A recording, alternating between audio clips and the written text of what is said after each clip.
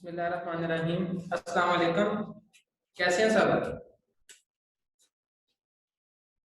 बेटा ठीक कैसे है हैं सर। सब? ठीक है।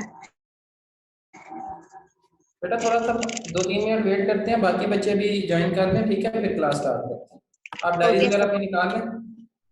Okay sir.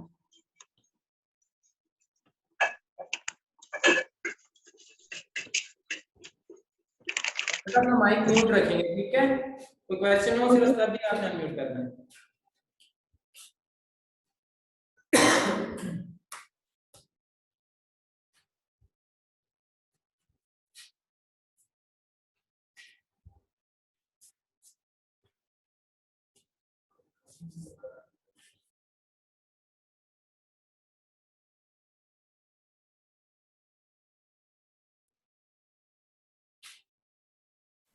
तो बेटा वो रिफ्लेक्शन जो लाइट हो रही थी ना व्हाइट बोर्ड के ऊपर लास्ट क्लासेस में, ठीक है? मैंने आज क्लास चेंज की है इस वजह से।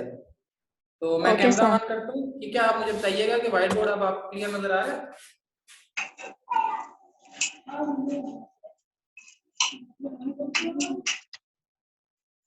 अब आपको व्हाइट बोर्ड क्लियर नजर आ रहा है?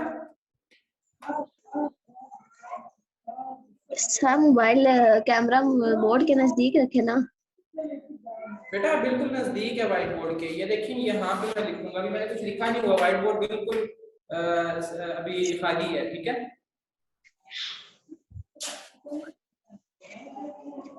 Okay sir. आ रहा है आपको? Yes sir. ऊंचा बोलेंगे बेटा जरा। आ रहा है नजर। अच्छा चलें।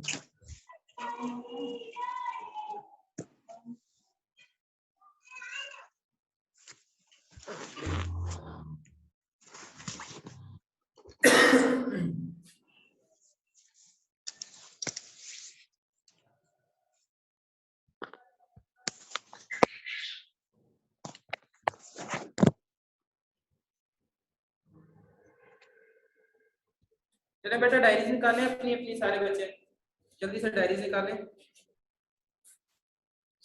डायरी लिख लेना, फिर आगे स्टार्ट करते हैं क्लास, ठीक है?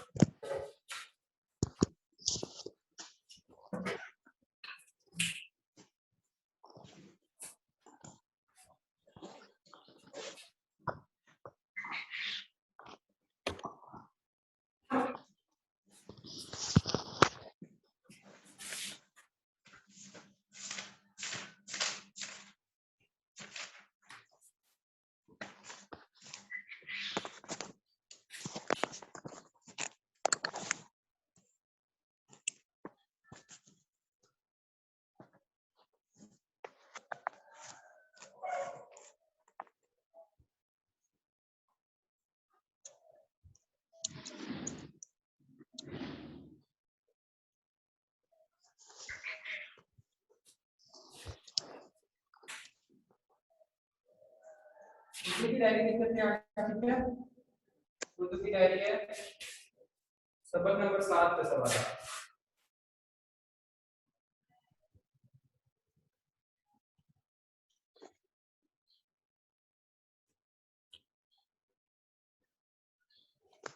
सर नजर नहीं आ रहा है ब्लैक बोर्ड से। अच्छा आज फिर हम फिजिक्स करेंगे, ठीक है? फिजिक्स और केमिस्ट्री करेंगे। फिजिक्स का आ गया आपका law of conservation of momentum, ठीक है?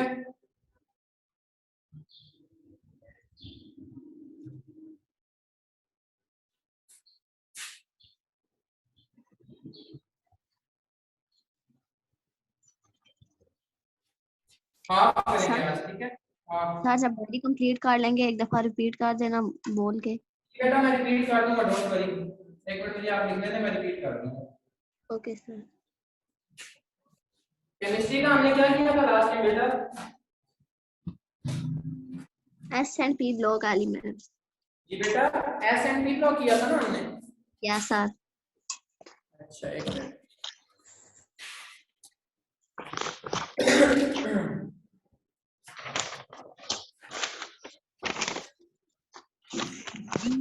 हो गया।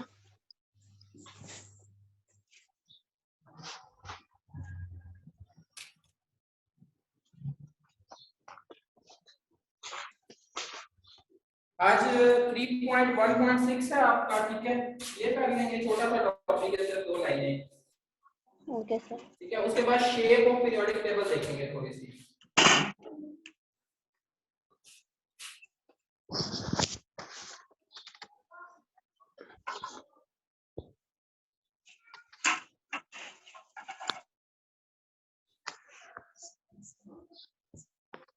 सर डायरी नजर नहीं आ रही है। अभी ऐसे ही चलने देना, डायरी लिखनी।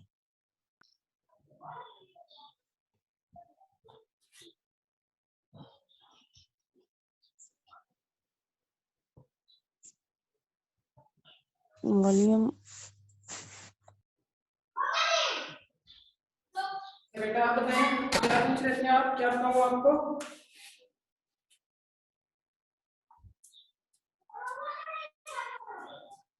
सर डायरी रिपीट कर दो। बेटा क्या क्वेश्चन था आपका? डायरी रिपीट कर दे। डायरी में क्लिक कर देता हूं। बेटा इस्लामियात का कल हमने क्या किया था? इस्लामियात का सबक नंबर 8 8 आयात। की आयात की थी, ठीक है। अब आज आपने सबक नंबर 8 के जो मुख्तसर सवालात हैं वो याद करके लिखने हैं, ठीक है। ठीक है। और उर्दू का आपने सबक नंबर 7 के सवालात जो सवाल जवाब है ना, वो आपने याद करके लिखने हैं। सर तारुफ भी और उसके जो मछली सवालात हैं दोनों। जी बेटा, मशकी सवालात ही है। अच्छा ठीक है जी। और उसके बाद बेटा फिजिक्स की आज हम करेंगे law of conservation of momentum, ठीक है। कल हमने वो कर लिया था ना, फोर्स एंड मोमेंटम हमने परसों किया था, ठीक है। Yes sir. आज हम क्या करेंगे? Law of conservation of momentum, ठीक है। आधा करेंगे आज हम, क्योंकि बहुत बड़ा टॉपिक है। Okay sir.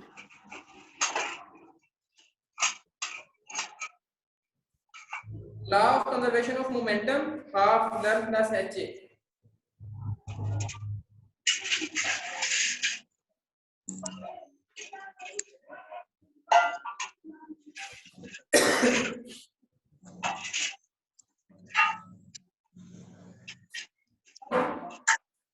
अच्छा, उसके बाद केमिस्ट्री की बेटा जो डायरी है वो है टॉपिक 3.1.6 है, छोटा सा टॉपिक है, 2-3 लाइनों का, ठीक है।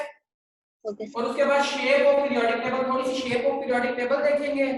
उसके बाद मैं आपको बताऊंगा एलिमेंट्स, बताऊंगा कि कौन कौन से एलिमेंट कौन कौन से ग्रुप्स में होते हैं, ठीक है। इसका थोड़ा सा इंट्रोडक्शन आज करेंगे। डायरीज लिखनी है आप सबने? Sir Yes, 2 sir. Minute late.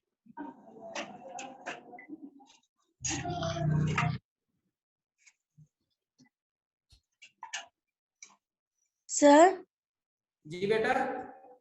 Diary नजर नहीं आ रही।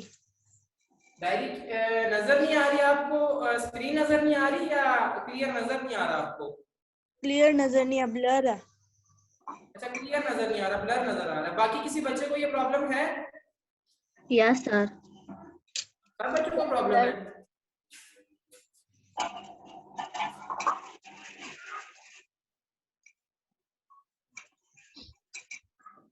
अच्छा बेटा, फिर आप 2 मिनट वेट करें, ठीक है। मैं दोबारा आता हूँ, आपको फिर क्लियर नजर आएगा, ठीक ठीक है। है।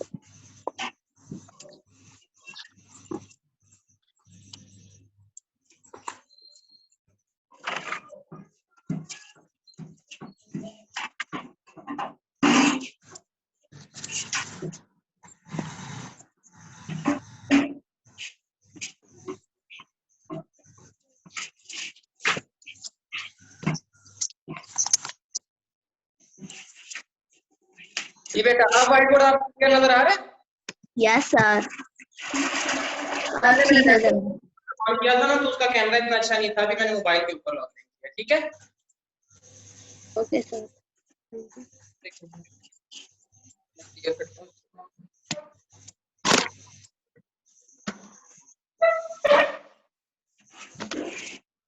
आमना प्लीज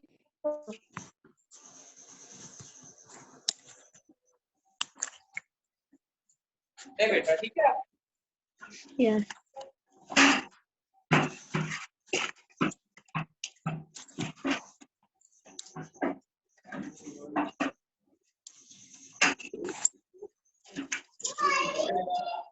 लिखने आप जल्दी जल्दी लिखिए और अपने अपने माइक म्यूट कर दें, क्योंकि जब आप बोलते हैं ना तो फिर स्क्रीन के ऊपर आपकी वीडियो आ जाती है, ठीक है। और अपनी वीडियो भी बंद रखें सारे।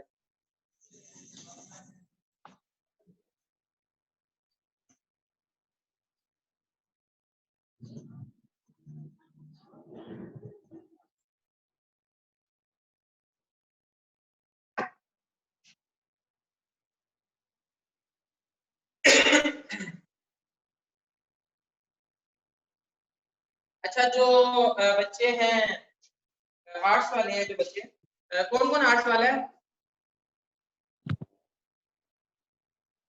बेटा, सर कौन कौन डायरी आर्ट्स वाला है? मैम उम्मे शिफा रज़का।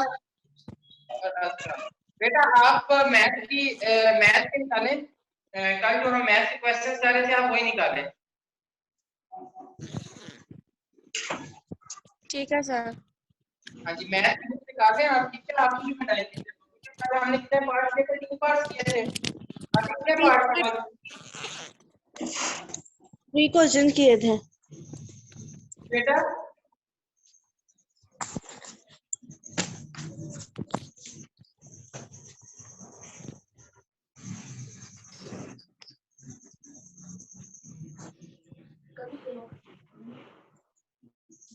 बेटा कितने किए थे पार्ट? 3 पार्ट्स किए थे हमने, है ना? ऐसे ही है। Yes sir. हाँ जी सर। सेकंड पार्ट मैंने आपको बोला था आपने खुद करना है, आपने किया है? जी किया। और अज़का आपने भी किया बेटा? Yes sir. ठीक है, मैं आपका भी सेकंड पार्ट चेक करता हूँ, ठीक है। आपने भी चेक करवाना है। ये डायरी लिख लें, बाकी बच्चे आर्ट्स वाले साइंस वालों ने डायरीज लिखी है ये वाली? Yes sir. ठीक है बेटा, मैं इसको यस सर लिख लिया। वो तो कोई मसला नहीं।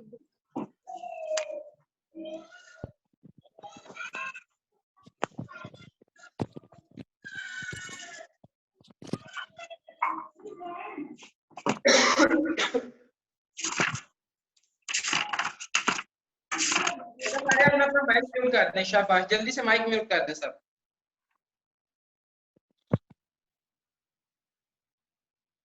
शहरियार माइक म्यूट करें। शहरियार और ताबीर माइक म्यूट करें बेटा, जल्दी से।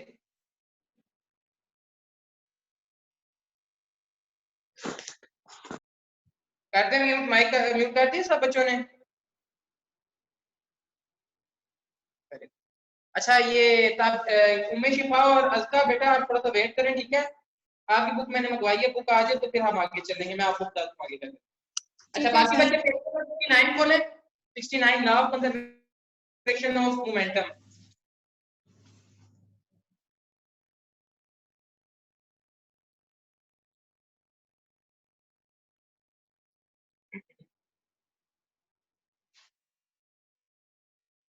अज़का बेटा आप म्यूट करो अपना माइक।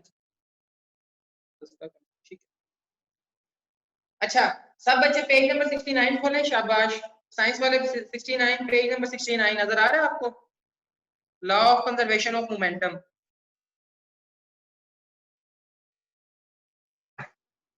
नजर आ रहा है सब बच्चों को? अच्छा, तो आज पहले इससे टॉपिक स्टार्ट करें, ठीक है। मैं थोड़े से क्वेश्चंस करूंगा पिछले टॉपिक से रिलेटेड जो हमने उस दिन किया था परसों। मैंने आपको बोला था ना कि आपने याद करके आना है, ठीक है। तो मैं थोड़े से क्वेश्चंस करूंगा, आप आंसर करेंगे तो फिर हम आगे चलेंगे, ठीक है। मैं पेज के ऊपर आपके मार्क्स भी लगा रहा हूँ, ठीक है। जिस बच्चे ने आंसर दिया उसके 2 नंबर लगेंगे और जिसने आंसर नहीं दिया उसके 0 लगेंगे, ठीक है। जैसे डायरीज के ऊपर आपके मार्क्स लगते होते थे ना HA के, ऐसे ही आपके मार्क्स लगते हैं। जिसको मैं बोलूंगा ठीक है, जिस जिस बच्चे को मैं बोलूंगा उस बच्चे ने ही अपना अपने अपने माइक ऑन करके तो मुझे आंसर करना है, ठीक है। शाबाश। सबसे पहले आमना विकास बेटा अपना माइक अनम्यूट करो। आमना यस विकास सर। बेटा यस अपना सर। माइक। असका आप बेटा अपनी वीडियो बंद कर दो। असका वीडियो बंद करो बेटा। जी आमना विकास आप मुझे बताएं what is momentum, define momentum. The product of mass and velocity is called momentum. Very good बेटा। और इसका एसआई यूनिट क्या होता है? किलोग्राम मीटर पर सेकेंड। वेरी गुड बेटा। क्या नाम था आपका? आमना।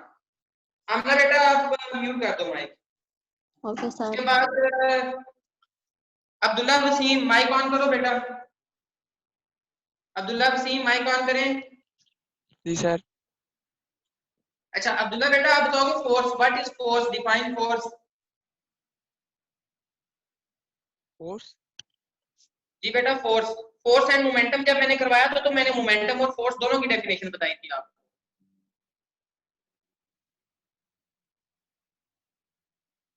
अपनी वर्डिंग में बता दो बेटा फोर्स होती क्या है, डिफाइन फोर्स।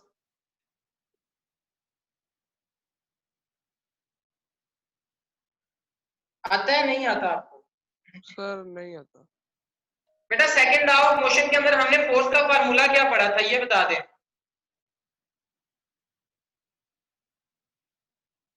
सर मैं बताऊं? कौन है? आमना? नहीं आमना बेटा आपने बता दिया, आप म्यूट करें बेटा। Okay sir. सर मैं बताऊं? हलीमा बेटा आप बताएं। F is equal to ma.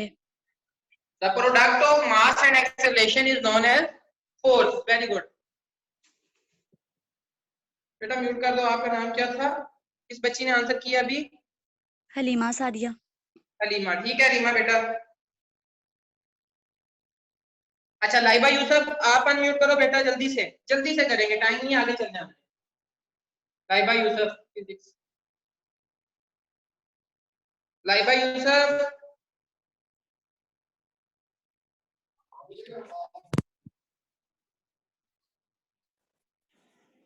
Laiba बेटा आवाज आ रही है मेरी आपको? Yes sir. Very good. तो बेटा आपने आंसर करना है जो मैं आपसे पूछ रहा हूँ, ठीक है। मुझे डेफिनेशन सुनाए आप फोर्स एंड मोमेंटम की। उसकी मैंने डेफिनेशन करवाई थी बिल्कुल एंड के ऊपर, जो हम टॉपिक किया था ना फोर्स एंड मोमेंटम, एंड के ऊपर डेफिनेशन लिखी थी। आपको मैंने डेफिनेशन बताई थी, आप मुझे वो सुनाएंगी? सर मैं एब्सेंट थी। आप एब्सेंट थी? नहीं आप प्रेजेंट थी बेटा, आपकी अटेंडेंस लगी हुई है। फर्स्ट क्लास में एब्सेंट थी। चलो ठीक है। अच्छा आगे चलेंगे। दाइमा बतूल आप अनम्यूट करो बेटा। दाइमा बतूल।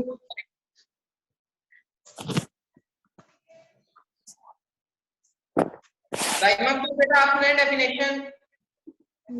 सर मैं भी फर्स्ट क्लास में एब्सेंट थी। अच्छा आप भी म्यूट कर दो। मनाहिल आप प्रेजेंट थी बेटा? नो सर मैं एब्सेंट थी। अच्छा और कौन प्रेजेंट, कौन था? कौन सी बच्ची प्रेजेंट थी? अनम्यूट करें, खुद बताएं मुझे प्रेजेंट थी जो। सर मैं ताबीर। ताबीर। ताबीर बेटा फोर्स का फार्मूला सुना है मुझे जो हमने फोर्स एंड मोमेंटम के अंदर एंड पे डिराइव किया था।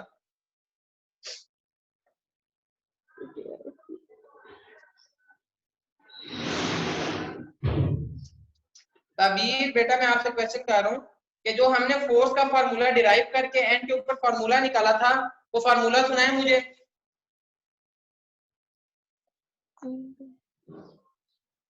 नहीं आता आपको? नहीं आता तो जल्दी जल्दी बता दें, शाबाश। ठीक है आवाज आ गई? आवाज आ गई बेटा म्यूट कर दो अपने आप को, ठीक है म्यूट कर दें, शाबाश जल्दी से। इसे क्या करें पूरी उसमें मोबाइल में आपको। ताबीर म्यूट करें अपने आप को बेटा, जल्दी से ताबीर म्यूट करें अपने आप को।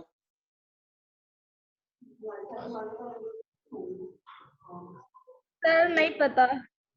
ठीक है म्यूट कर दें अपने आप को, इट्स ओके।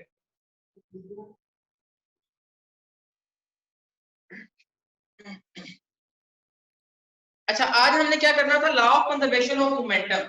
ठीक है, आपका पेज नंबर 69 के ऊपर नेक्स्ट टॉपिक है law of conservation of momentum. Arts वाले बच्चों को मैं एक दफा क्वेश्चन बता देता हूँ, ठीक है, आप स्टार्ट करें करना, फिर मैं इस फिजिक्स के बाद आपको भी करवाता हूँ। ठीक है, 6.4 थी आपकी उमेश शिफा और असदा, बेटा आपकी 6.4 चल रही थी। नहीं सर 6.5।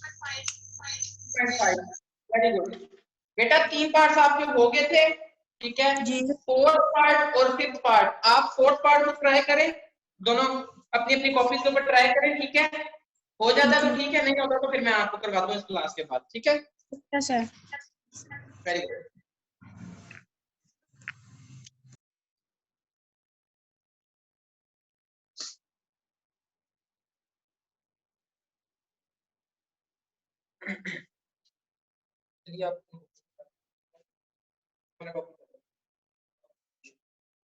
अच्छा बेटा, मैं रीडिंग स्टार्ट करता हूँ, हम हाफ करेंगे आज, ठीक है। Momentum of a system. Momentum में आपको बता चुका हूँ कि मोमेंटम क्या होता है। मोमेंटम किसी भी बॉडी का जो मास एंड वेलोसिटी होती है। देखिए, एक बॉडी मूव कर रही है, ठीक है, किसी वेलोसिटी के साथ मूव कर रही है, ठीक है। It means there have some velocity, ठीक है, और उसी बॉडी का कुछ मास भी होता है। आपने पढ़ा होगा दुनिया के अंदर हर चीज, everything in the universe having some mass and occupy some space is called matter। तो मैटर हर वो चीज जो वजन रखे और जगह घेरे वो मैटर होता है। तो ज़ाहिर बात है कि कोई भी ऐसी चीज जो मूव कर रही है किसी भी वेलोसिटी के साथ, उसका कुछ ना कुछ मास होता है, ठीक है। तो इस बात से आपको ये चीज पता लगती है कि every moving body have some momentum, ठीक है। कोई भी ऐसी बॉडी जो मूव कर रही होती है उसका कोई ना कोई मोमेंटम लाजमी होता है, ठीक है। तो वो कह रहा है momentum of a system depends on its mass and velocity. ये जो मोमेंटम होता है किसी बॉडी का वो उसके मास और वेलोसिटी के ऊपर डिपेंड करता है। अब मैं आपसे एक क्वेश्चन करता हूँ कि मुझे बताएगी आमना। आमना बेटा देखें, अगर किसी बॉडी का मास भी ज्यादा है और उसकी वेलोसिटी भी ज्यादा है तो उसका मोमेंटम कम होगा कि ज्यादा होगा?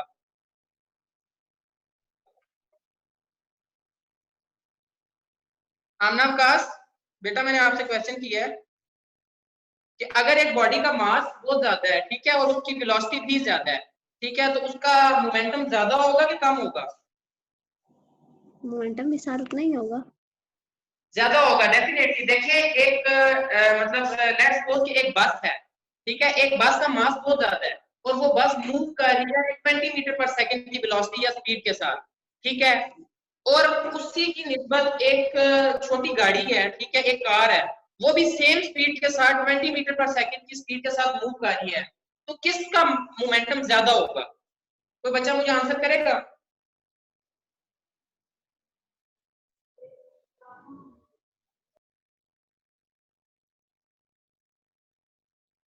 बेटा कोई मुझे आंसर करेगा? एनीवन? अब्दुल्ला, आप आंसर करोगे? जल्दी से रिस्पॉन्स किया करें, शाबाश, जल्दी से रिस्पॉन्स किया करें। तो दोबारा बोले। बेटा मैंने कहा अगर एक बस है जिसका मास ज्यादा है, ठीक है, वो मूव कर रही है सेम वेलोसिटी के साथ 20 मीटर पर सेकंड के साथ, ठीक है, और एक गाड़ी है, ठीक है, कार है, वो भी मूव कर रही है 20 मीटर पर सेकंड के साथ, तो किसका मोमेंटम ज्यादा होगा? सर बस का होगा। वेरी गुड, बिकॉज देखिए आपका जो मोमेंटम होता है वो होता है प्रोडक्ट ऑफ, मोमेंटम को p से डिनोट करते हैं। मोमेंटम किसके इक्वल होता है? Product of mass and velocity. अब आपकी एक बस थी, लेट्स सपोज उसका मास था 1000 केजी, ठीक है, और उसकी वेलोसिटी कितनी थी? 20 मीटर पर सेकंड, ठीक है। अब हमने इसका मोमेंटम निकालना है, तो मैं मास की जगह के ऊपर इसका मास पुट कर 1000 और मल्टीप्लाई वेलोसिटी की जगह पे इसकी वेलोसिटी लगा दूंगा 20 मीटर पर सेकंड, तो इसका मोमेंटम क्या आ जाएगा मेरे पास? 20000 kg पर मीटर सेकंड, ठीक है। अब अगर हम किसी केस में एक कार की बात करें तो जाहिर सी बात है, एक डेफिनेटली सी बात है कि जो गाड़ी का मास होगा वो तो बस से कम होगा, ठीक है। लेट्स सपोज गाड़ी का मास था 200 kg और वो भी सेम वेलोसिटी के साथ क्या कर रही थी? मूव कर रही थी 20 मीटर पर सेकंड के साथ। अगर मैं इसका मोमेंटम निकालता हूं तो इसका मोमेंटम p m v होगा। मास क्या है? 200 kg और वेलोसिटी क्या है इसकी? 20 मीटर पर सेकंड, तो 2 to the 4 और 4000 kg पर मीटर सेकंड इसका मोमेंटम बन गया। अब आप मुझे बताएं कि किसका मोमेंटम ज्यादा है? एक बस का मोमेंटम ज्यादा है कार का? बस डेफिनेटली एक बस का मोमेंटम ज्यादा है। तो इस चीज से हमें ये ये जो मैंने आपको एक छोटा सा कॉन्सेप्ट समझाया है, इससे आपको ये बात पता लगी कि मास जितना ज्यादा होगा, जितनी ज्यादा वेलोसिटी होगी, उतना ही ज्यादा मोमेंटम होगा। ठीक है, यस सर। ये बात किसी बच्चे को समझ ना आई हो? सर समझ आ गया। वेरी गुड बेटा, म्यूट कर देंगे जल्दी से, ठीक है? म्यूट कर दिया करें, बल्कि मैं सबको म्यूट कर देता हूँ, ठीक है? किसी का कोई क्वेश्चन हो तो वो हैंड रेज कर ले, ठीक है? आप हैंड रेज करेंगे तो मैं आपको अनम्यूट कर दूंगा।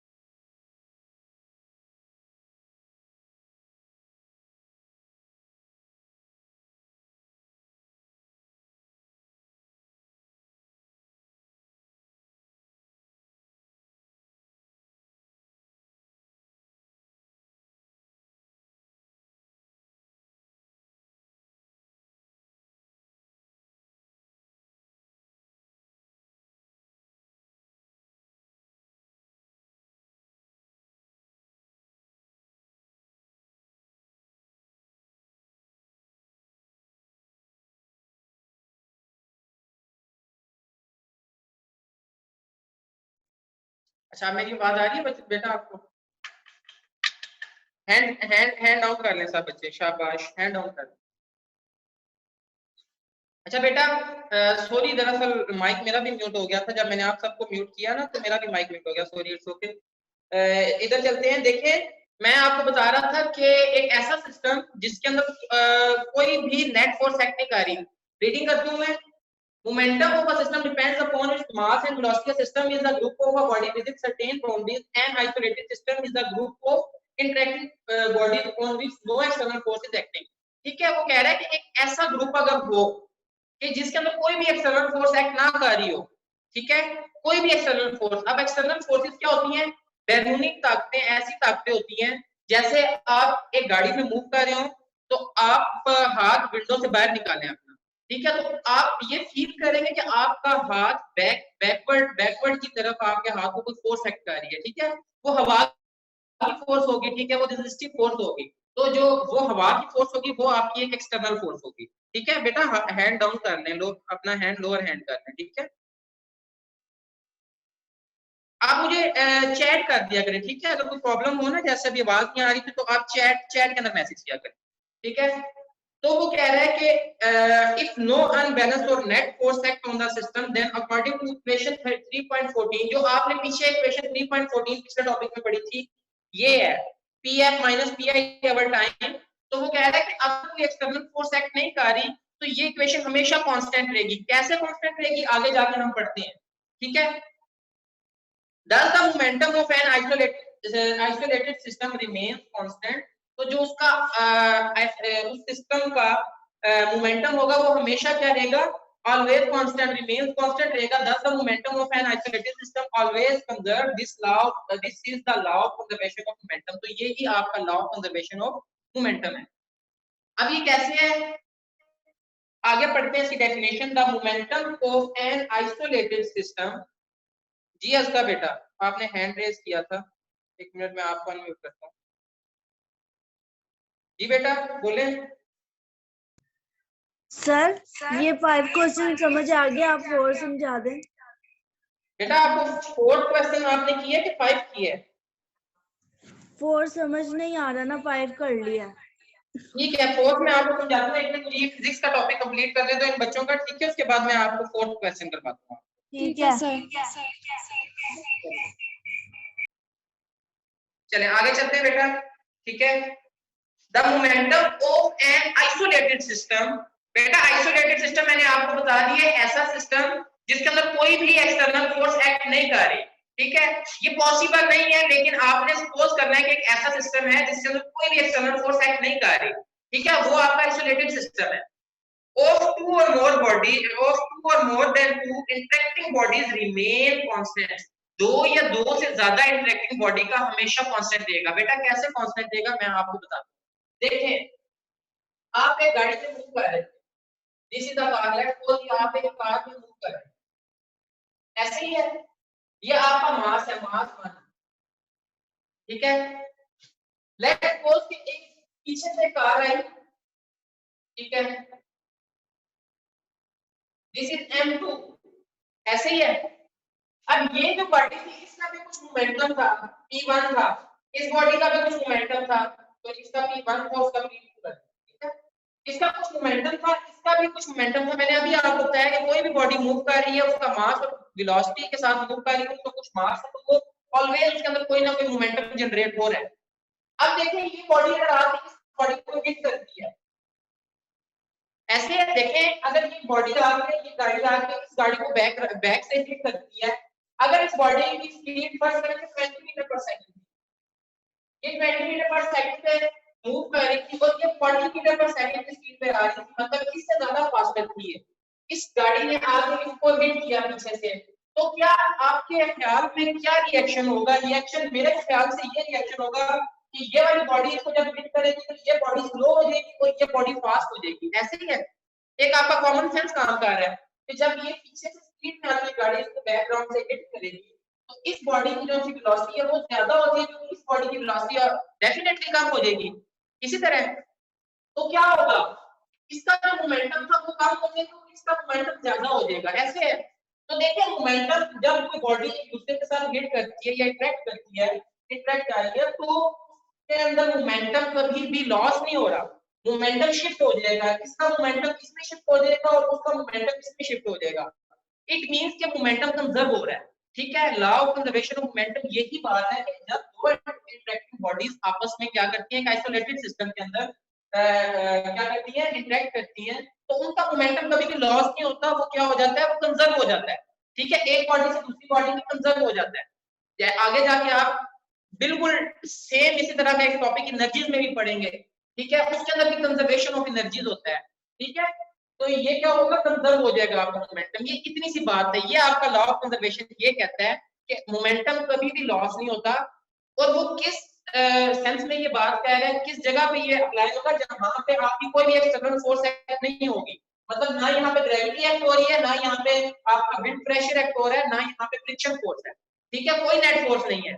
सिंपल ये बॉडी मूव कर रही थी, ये बॉडी ने आगे जब इसको हिट किया तो इसका जो मोमेंटम था वो शिफ्ट हो गया, इसमें मोमेंटम लॉस नहीं हुआ, ठीक है। तो law of conservation of momentum यही कहता है the momentum of an isolated system of two और मोर देन टू बॉडीज, दो या दो से ज्यादा बॉडीज का जो मोमेंटम होता है आइसोलेटेड सिस्टम के अंदर रिमेन कांस्टेंट, वो हमेशा कांस्टेंट रहता है, ठीक है। ये बात किसी बच्चे को समझ ना आई हो तो मैं उसको अनम्यूट कर देता हूं, हैंड रेज करो, ठीक है, मुझे बताओ। आमना बेटा आपको समझ आई है? Yes sir. सर ये जीता पूछना भी था कि जो बेटा। आइसोलेटेड सिस्टम है, आपने ये जी जी बताया ना कि आइसोलेटेड सिस्टम वो सिस्टम है जिस पे कोई भी एक्सटर्नल फोर्स एक्ट नहीं होती। एग्जैक्टली। ठीक है।